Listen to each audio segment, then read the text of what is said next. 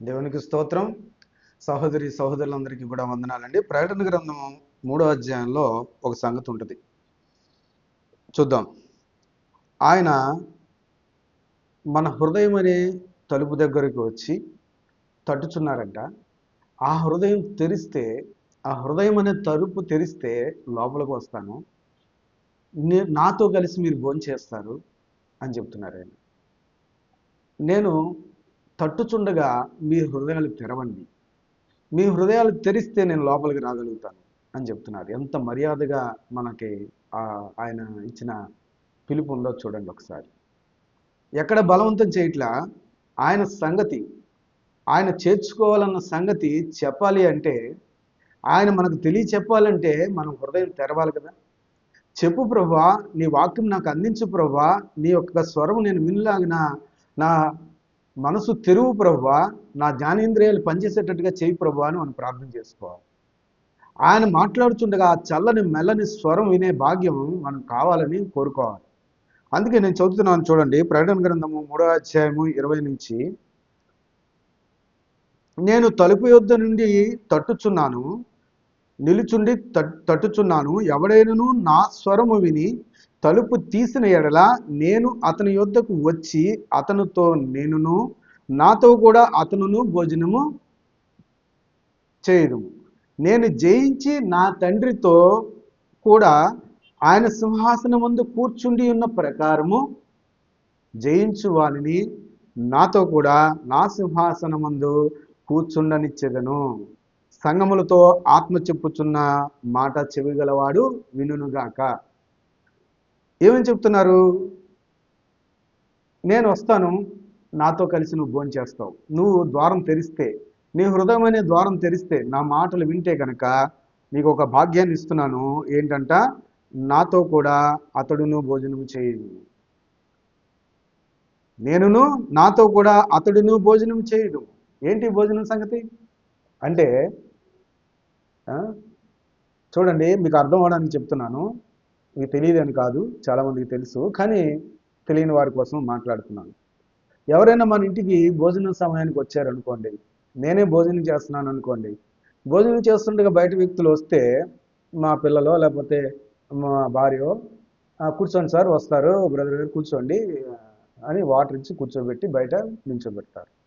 అదే కనుక సాటి సహోదరులో లేకపోతే బంధువులో లేకపోతే బాగా పరిచయస్తులో వస్తే భోజనం సమయానికి అలాగే అంటామా?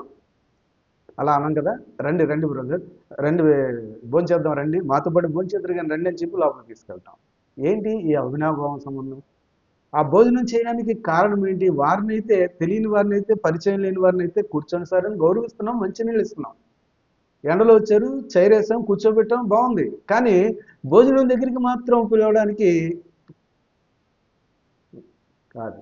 కానీ భోజనం దగ్గరికి పిలిచేది ఎవరిని అంటే, సత్సంబంధాలు కలిగిన వాడిని, మన మాట వినేవాడిని, మనతో కలిసి ఉన్నవాడిని, మనతో మనసు కలిసిన వాడిని, మనతో అనుబంధాలు పెంచుకున్న వాడిని, మనలో కలిసిమెలిసి ఉన్నవాడిని మాత్రమే భోజనం చేయడానికి ఇష్టపడతాం. అవునా కదా? ఒకవేళ బయట వాళ్ళన్నా ఏదో భోజనం చేయండి సార్ అంటాం, ఒకసారి వదిలేస్తాం. కానీ అట్లా కాదు, వీళ్ళనైతే పదే పదే రండి రండి రండి, తినండి, పర్లేదు, కొంచెం తినండి కొంచెం తినండి అని చెప్పి అంటూ ఉంటాం. ఎందువల్ల అంటే అంత మమేకమైన స్థితి. అదే అక్కడ చెప్తున్నారు దేవుడు. నేను, నాతో కూడా మీరు భోజనం చేస్తారు, నా మాటలు వింటే గనక, నన్ను చేర్చుకుంటే గనక, నా స్వరం వినగలిగితే గనక, నన్ను ఫాలో అయితే గనక నిత్యము నాతో ఉండే స్థితి అని అర్థం. అక్కడ భోజనం చేయడం అంటే ఆ భోజనం కాదు, వాళ్ళు భౌతిక ఆహారం గురించి కాదు మాట్లాడుతుంటారు. అలాంటి పరిచయం అన్నమాట, అటువంటి సత్సంబంధం, అటువంటి బంధం, ఆయనతో యుగ యుగాలు ఉండే బంధం నేను ఏర్పరుస్తున్నాను మీకు అంటున్నాడు. అంటూ నేను జయించి నా తండ్రితో కూడా ఆయన సింహాసనం ముందు కూర్చుండిన ప్రకారము జయించి వానిని నాతో కూడా కూర్చుండబెడతాను.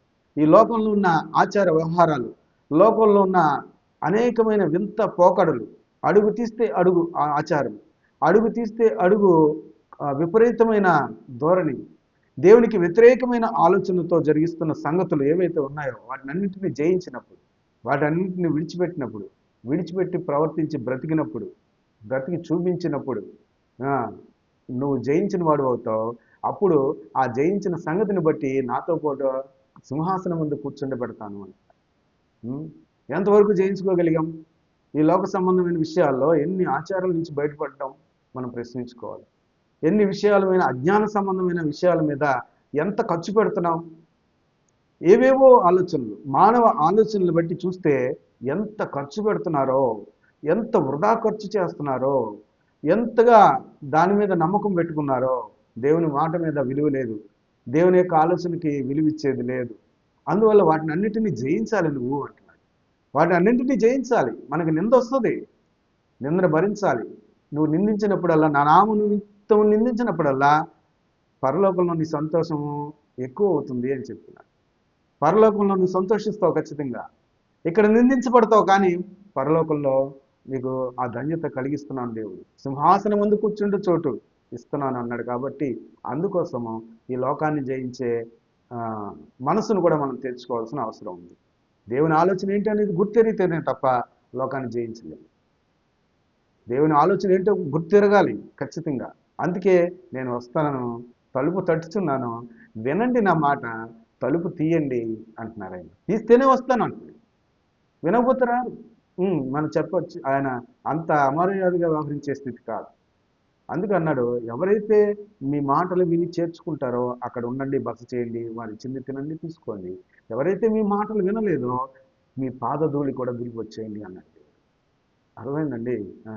అందువల్ల మరలా ఇక్కడ అంతా చెప్పుకొచ్చారు, పత్రికల ద్వారా అంతా చెప్పుకుంటూ వచ్చి ప్రకటన గ్రంథంలో ఫైనల్గా మళ్ళీ ఇంకోసారి అంటున్నారు, హృదయం అనే తలుపు తట్టుచున్నాను, ఇప్పటికైనా తీస్తావా, నేను వస్తాను, నాతో కలిసి భోంచెద్దు కానీ అంటున్నారు. అది మాట దాని అర్థం. అంటే కానీ ఆ భోజనం కాదు. యుగ యుగాలు ఆయనతో ఉండే అవకాశం, యుగ యుగాలు ఆయన జీవించినంతకాలం ఆయన మహిమలో మనం కూడా ఆయనతో పాటు ఉండే భాగ్యం. అది దాని అర్థం. దేవుడి మాటలు దీవించింది కాక. ఆమె